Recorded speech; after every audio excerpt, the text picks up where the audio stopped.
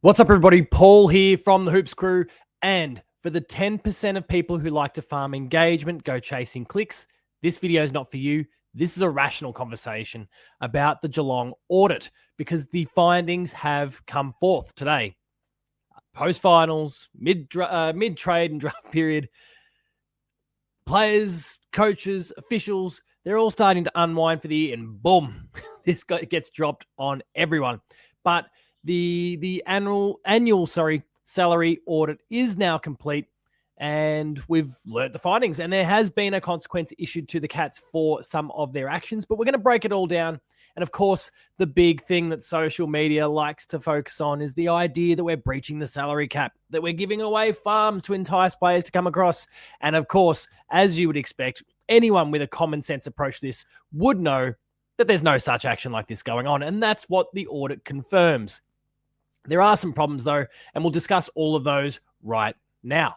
So, from the Geelong Football Club, more or less just a mirror of what the AFL has posted on afl.com.au, and we've seen from Mitch Cleary on Channel 7 and a whole range of other outlets over the course of the day. Here is a summary of what we can learn from the Geelong Cats total player payments and soft cap audit. Here's what the Cats had to say, but also the ultimate findings. Following the completion of the AFL's annual salary cap audit and compliance process in 2024, Geelong Cats voluntarily agreed to participate in an extended audit process conducted by the AFL with the support of EY Australia. Now, I'm not familiar with EY Australia. I'm not really in the world of finance, but they've enlisted an external company so that it's not all just the AFL. We know there's lots of you out there that like to speculate that, the AFL's just trying to save their favorite team and sweep it under the rug. No, they got an external company involved to make sure that this process can be verified and validated. And if it ever went to a court of law, you've got a company there that doesn't have a vested stake that can speak to it. Keep that in mind, people.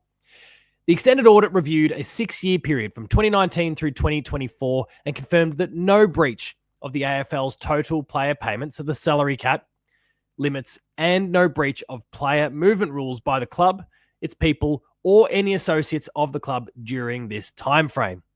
Please, if you're one of those clowns that likes to think that we're giving away farms, that we're breaching the salary cap, please hone in on that particular paragraph right here. The extended audit reviewed a 6-year period, 2019 through 24, and confirmed that no breach of AFL's total player payments, the salary cap, and no breach of player movement rules have been conducted by the club, its people, or any associates of the club during this time frame. Please let it sink in. This comprehensive process has included relevant club personnel providing access to personal devices, computers, and emails, as well as in-person interviews, while several club associates also engaged voluntarily in the process. The club's cooperated the entire way through, as far as we understand. The club acknowledges the audit identified a series of non-disclosures and or late disclosures of arrangements with club associates and third parties that were required to be reported to the AFL. The club fully accepts the sanctions imposed by the AFL for these disclosure errors. Now, because it's the club's, here we go. There's the consequences. We'll scroll down. We'll get that shortly. We'll get the AFL statement in a moment. Here's what Cats CEO Steve Hocking said. The club and its personnel have fully cooperated throughout the audit process and worked closely with the AFL and EY to transparently provide access, documentation, and information as required. We acknowledge the outcome of the audit has confirmed the club has not breached the AFL's total player payments limits, nor the AFL player movement rules. Again, people, please get this through your head. We also acknowledge the audit identified a number of non-disclosure items over the 6-year period. We accept the AFL sanctions for these errors and will strengthen our education and governance processes moving forward. Now, we'll read through the AFL statement, which kind of expands on a lot of what this means momentarily. There's quite a bit here. We'll read through it all in a second. But what I want to focus on here, and what we need to understand as Cats fans who have a vested stake in this, but also anyone who might be watching this right now and wants to criticize or learn more about it, or even, just wants some concerns to be allayed. We all want there to be integrity in the competition that we play. And we want to know that the best teams are the best teams because they play by the rules and they just do it better than the rest. So when scenarios like this do pop up, there are genuine questions, there are genuine concerns, and there are things that need to be improved. And the club, thankfully, is acknowledging that there's things that need to be improved. But for context here, And some of you have heard about this from, a long time ago now, when I think Caroline Wilson and others on agenda setters set their agenda towards the Cats and pointed out that, there'd been a car, for example, that was given to an AFLW player. Now, to use that one as an example, because we're not getting an extensive list of everything that's gone on. And I don't think that will ever be disclosed, and nor should it really. I think the public, you and I, we don't need that level of information. The people who govern this game, the external auditor and the Geelong Football Club, they're the ones that need to know this information. They're the ones that need to act on it and improve. And this would be the same if any other club was involved. But to use the car one, because that's the one that's been cited here, these sorts of things happen all the time and are perfectly okay. Documentation is the key here. And where things have fallen over is that documentation is, as was highlighted in the earlier part of the article, some documentation didn't exist, which is not a great look, but didn't exist. Others, it had been submitted late. And these sorts of things are absolutely problematic, and there's definitely things that need to be worked on. But the thing that we need to keep honing in on here is that this is normal process. This is normal practice. There's nothing wrong with these things. People want to talk about Bailey Smith as an example. Now, firstly, Bailey Smith, because this is from up to 2024, Bailey Smith's Cotton On deal doesn't actually fit the window that we're talking about here. So speculate all you want about that one. But let's also keep in mind Bailey Smith was with Cotton On before he joined Geelong, and the actual timeline of his partnership started a bit before and hasn't expired yet. So as was highlighted, I think, in the Mitch Cleary article, that will be scrutinised when it's time to re-up his partnership, assuming he does that. Maybe the club will ask him not to. But that's not part of this particular thing, nor is, I think, the concerns around the Morris Finance. No, actually, sorry, the Morris Finance stuff is a part of it, because that has been a longer-standing agreement. And that was one of the things that actually triggered a lot of this conversation. So before we get to the AFL statement and pick through all of that and get into the real minutiae of this whole scenario, let's take a word from our sponsor. The Hoops Crew Media Network is proudly sponsored by Cyril Cook Florist. Visit them at shop 1211 Leather Street in Breakwater. Phone them on 035 222 2244 or visit their website at www.cyrilcookflorist.com.au and use the offer code GOCATS in the voucher field at checkout to get 20% off your next online purchase. Thank you, Cyril Cook Florist, as always, for your ongoing support of the Hoops Crew and all we get up to, as well as all of the underhanded flower deals you do with us. I kid. Thank you, as always, Cyril Cook. You're amazing. All right, let's get into the AFL statement here and what they've had to say about the whole thing. So again, much of this is reiterated. So they talk about how they've explored the total player payment limit. They've explored the soft cap limit as well. Sorry, get out of the way, drop down boxes. The AFL and club have agreed to undertake the extended audit following the identification of potential compliance issues, blah, blah, blah. What triggered this? The first few paragraphs all reiterate what we'd already heard. Again, who was part of it? The extended audit found, on the basis of the information obtained and reviewed by the AFL, that the club did not breach the AFL's total player payment limit, nor the AFL play movement rules in any season within the timeframe assessed. The extended audit discovered a series of non-disclosures and or late disclosures, again, we've kind of touched on this already, of arrangements with club associates and third parties that were required to be reported to the AFL. In respect to the AFLW program, the non-disclosures identified were found to be administrative errors and do not amount to material breaches of the total player payment rules or player movement rules. In connection with the findings of the extended audit, the AFL has imposed the following sanctions on the club, which have been accepted. A $77,500 fine, of which $40,000 is suspended for 2 years, pending that no future total player payment limit or soft cap disclosure breaches are identified, and that the club meets a set of additional compliance requirements outlined below over that time. We'll deal with that in a moment.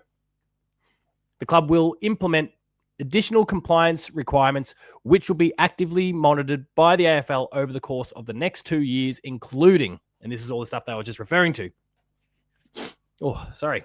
implementation of enhanced internal governance protocols between club employees and third parties.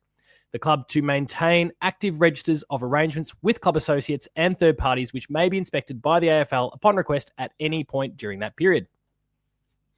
expanded AFL assurance procedures to be applied to players contracting or recontracting with the club, and expanded disclosure and confirmation procedures that associates of the club must comply with. What is really, really clear about this to me, reading it, is that they're not saying, do not do what you've already been doing. Do not give player X this car. Do not allow player X to have this sponsor. But get your books right. And that's what I would take away from this. And honestly, my main thing is maybe we need to sack a few people. And sorry, I don't want to be flippant with people's jobs, but maybe we need to sack a few people within the financial team, within the bookkeeping team, to make sure that our books are being kept correctly, because this is really problematic. And this is not the first time where it's occurred. And I'm going to go through something before we wrap things up that also highlights patterns of behavior and other examples as well throughout the AFL over the course of the last decade and a half thereabouts. So I'll touch on those momentarily.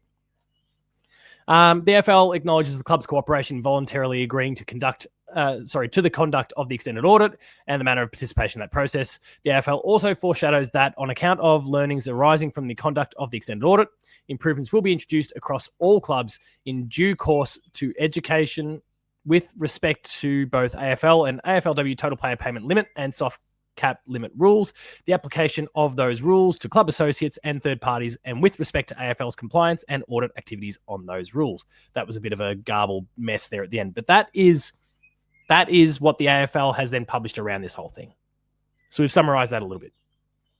So as we wrap things up here, I want to quickly talk about some other examples that have popped up over recent years. The Geelong Football Club has featured previously, but going back to 2010, we saw Richmond, there was a total player payment breach. They were fined $10,000 for a period of just the 2010 season. In 2012, Collingwood, and sorry, I'm reading this off my phone here. In 2012, Collingwood had a total player payment breach, and then were fined $20,000. They failed to report 2 player payments in that time. So it's just, again, a lack of documentation, not that there was an actual financial breach.